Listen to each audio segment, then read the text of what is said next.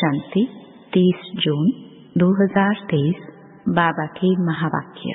मीठे बच्चे, इस पुरानी दुनिया, पुराने मांडवे से अब दिल हटा लो।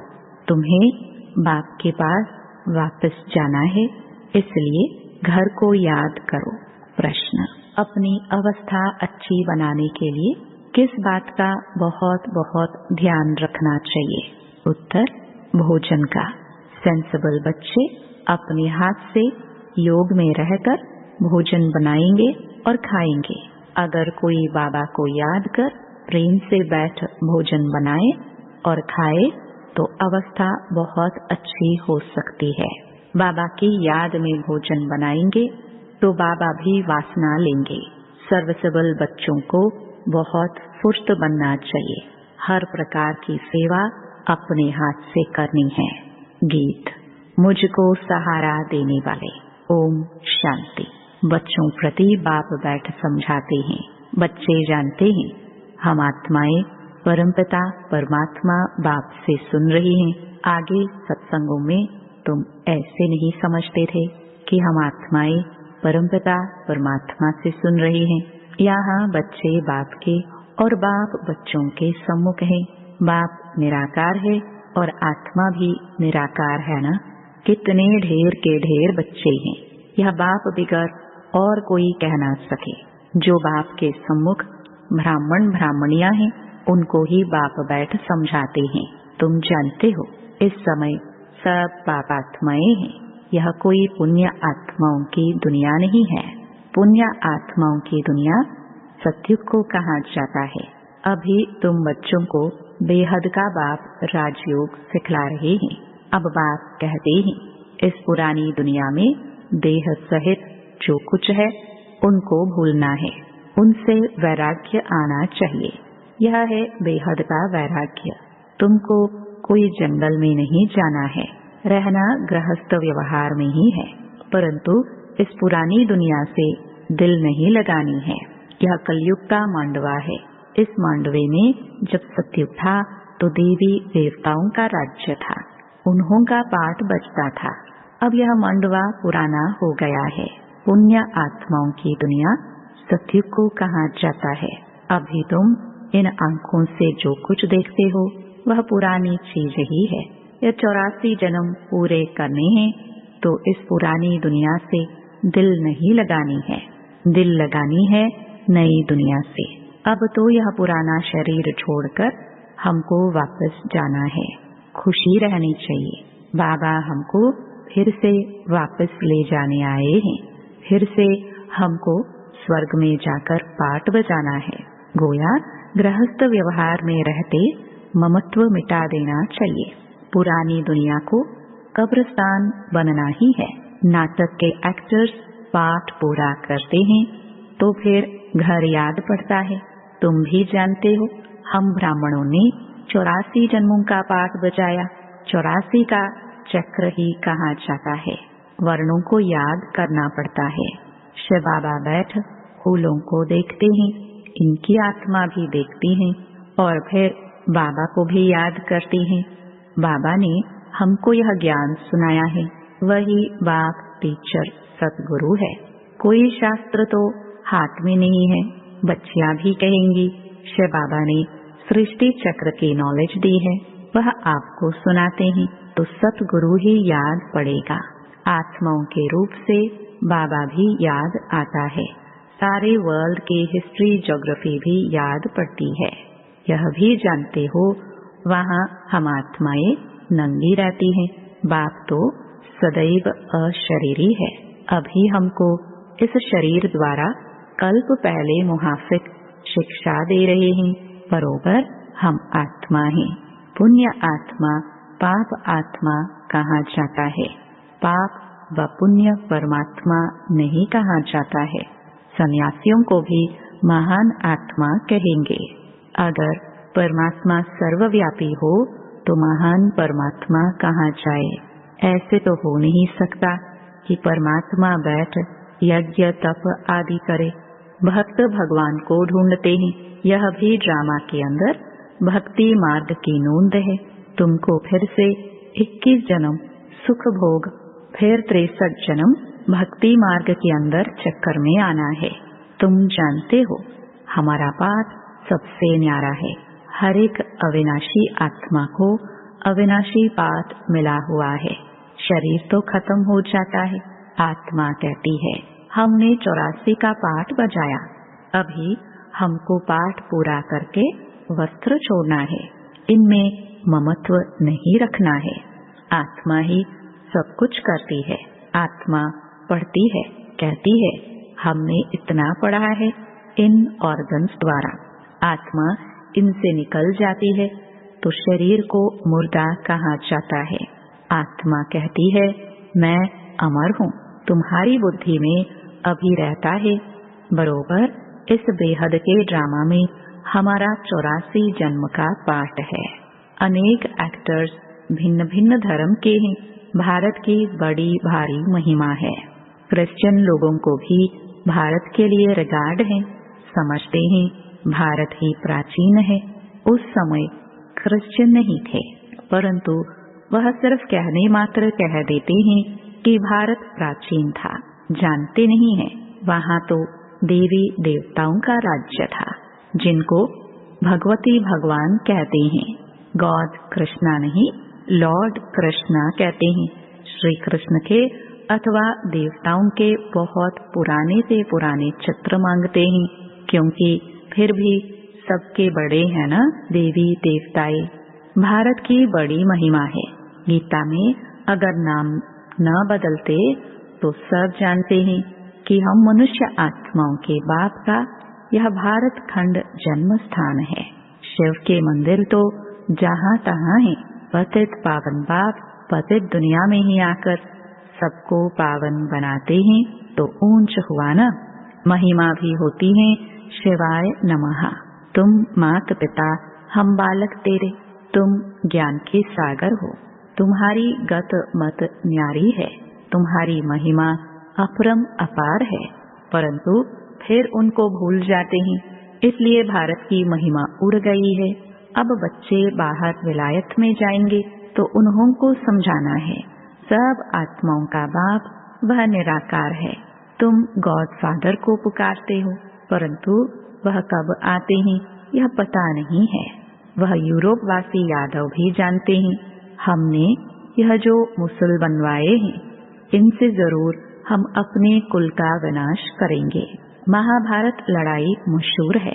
सामने मौत खड़ा है। भारत प्राचीन है तो उसके मददगार भी बहुत बनते हैं। समझते हैं भारत बहुत धनवान था। इतना तो खजाना था जो बाद में मुसलमानों ने हीरे मणियां आदि लेकर कब्रों में लगाए हैं। बच्चे जानते हैं बरोबर भारत में देवी देवताओं का राज्य था।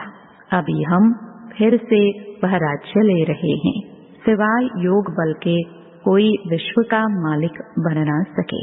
क्रिश्चियन लोग हैं एक ही धर्म के, फिर भी आपस में लड़कर अपने कुल का विनाश कर देते हैं। यादव कुल वाले मुसलों द्वारा आपस में लड़ते हैं। यह जानते हैं कि बॉम्ब से सारी दुनिया ही उड़ जाएगी। हम राज्य कर नहीं सकेंगे। तुम जानते हो 2 बंदर लड़ेंगे, मक्खन बीच में हमको मिल जाएगा। तुम पुरुषार्थ कर रहे हो। अब तुम बच्चों को इस पुरानी दुनिया से वैराग्य आना चाहिए, क्योंकि जानते हैं यह सब खत्म होने वाले हैं। याद एक बाप को करना है। कब्रिस्तान को क्या याद करना है? कब्रिस्तान खत्म हो फिर परिस्तान बनना है। नहीं तो सतयुग में इस ही भारत में हीरे जवाहरात की खानियां थी। अब तो सब खत्म हो गई हैं। बच्चियों ने साक्षात्कार किया है कैसे विमानों में सोने आदि ले आते हैं। वह सृष्टि ही नई बन जाएगी। वहाँ कितनी अच्छे अच्छे फल फूल होते हैं। हर चीज वहाँ अच्छी होती है। गंध करने व दुख देने वाले कोई चीज होती ही नहीं, इसलिए उनको स्वर्ग कहा जाता है।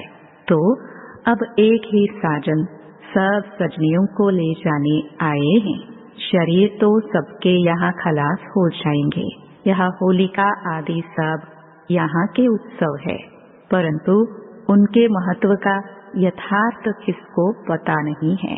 रक्षाबंधन का भी उत्सव है, रावण को जलाने का भी उत्सव है। बाबा ने समझाया है, सारी सृष्टि इस समय रावण का घर है। सब शोक वाटिका में हैं, कितने दुखी हैं, तो सबसे ममत्व मिटा देना चाहिए। अभी हम वापस घर जा रहे हैं, घर को ही याद करना है। सतयुग में जब शरीर बूढ़ा होगा तब समझेंगे अब यह पुराना शरीर छोड़ नया लेते हैं।